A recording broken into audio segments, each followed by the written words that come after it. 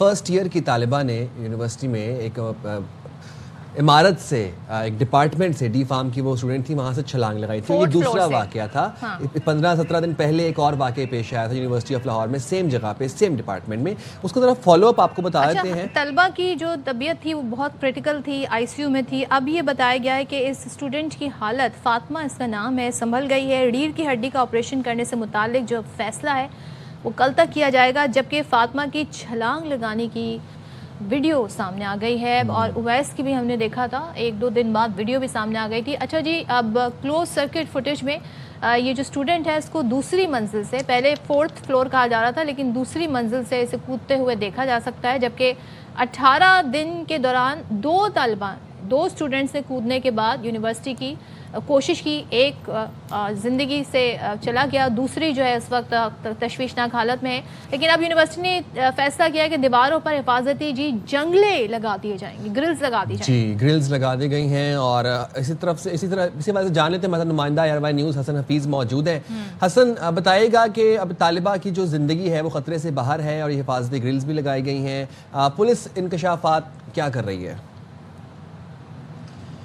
دیکھیں, یہ اس وقت جو سچویشن ہے اس کی طالبہ جو کہ جنرل ہسپتال میں زیر علاج ہے, کچھ ڈیولپمنٹ میڈیکل بورڈ میں ہوئی ہے. گائنی کی ایک پروفیسر ہیں, ان کو میڈیکل بورڈ میں شامل کیا گیا ہے. پہلے 4 رکنی میڈیکل بورڈ تھا, اب 7 رکنی میڈیکل بورڈ ہے. 3 ڈاکٹرز کو مزید شامل کیا گیا ہے.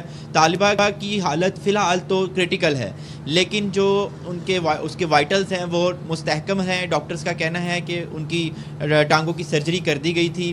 ابھی مزید جو ہے وہ جو نیند دینے والی ادویات ہے اس کو آہستہ آہستہ کم کریں گے, اینٹی بایوٹک چینج کروا کے اس کو بہرحال اسٹیبل کرنے کی اور اس کی زندگی مزید بہتری کی طرف لے جانے کی کوشش کی جا رہی ہے. بہرحال کرٹیکل حالت ہے. جہاں تک یونیورسٹی کے بعد, جیسے آپ نے بتایا کہ یونیورسٹی میں تبدیلی یہ کی گئی ہے کہ تمام تر جو دیواریں ہیں اس پہ جنگلے اور جالی جو حفاظتی جنگلے ہیں وہ لگا دیے گئے ہیں, جالی لگا دی گئی ہیں تاکہ کوئی بھی جو ہے وہ اس طرح کے ناخوشگوار واقعات سامنے نہ آ سکیں فیوچر کے لیے, کیونکہ 2 واقعات ہو گئے ہیں ایک سے بعد دوسرا. اچھا حسن, یہ جو ابھی اس لڑکی کے بارے میں معلومات حاصل ہوئی ہیں, فوٹیج آ گئی ہے, پھر اس کی جو موبائل فون ہے اس کے ریکارڈ کے حوالے سے بھی کہ کچھ اس نے کافی دیر بات کی تھی پھر ڈیلیٹ کر دی تھی, یہ کیا انکشافات ہوئے ہیں, ذرا یہ بھی بتائیے گا.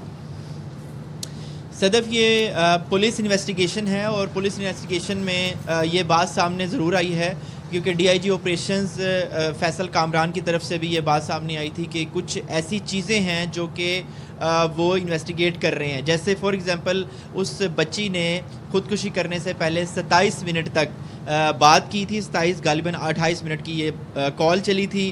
اس کے بعد یہ کال جو ہے وہ یہ بھی بات سامنے آ رہی ہے کہ وہ کال ریکارڈ یا کال لسٹ سے وہ نمبر ڈیلیٹ کر دیا جاتا ہے. تو اس طرح کی کچھ چیزیں ایسی ہیں جو کہ سینسٹیو نوعیت کی بھی ہو سکتی ہیں, کیونکہ ڈی آئی جی آپریشنز نے بھی یہ بات کہی ہے کہ ابھی جب تک حتمی طور پر یہ چیزیں سامنے نہیں آ جاتی اس وقت تک کچھ کہنا قبل از وقت ہوگا, کیونکہ ایک طالبہ کا معاملہ ہے اور طالبہ کی زندگی کا معاملہ ہے, اس کے فیوچر کا معاملہ ہے. تو اس کو صورتحال کو دیکھتے ہوئے بھی دوسرے پہلوؤں کی طرف بھی پولیس انویسٹیگیٹ کر رہی ہے. بہرحال ابھی جو ابتدائی طور پر یہ بات سامنے آئی تھی کہ اس نے یہ اپنے بھائی کو ضرور کہا تھا کہ میں سلیبس کی وجہ سے پریشان ہوں اور میرے ایگزام سر پہ ہیں, کیونکہ 14 جنوری کو ایگزام فائنل سٹارٹ ہونے ہیں.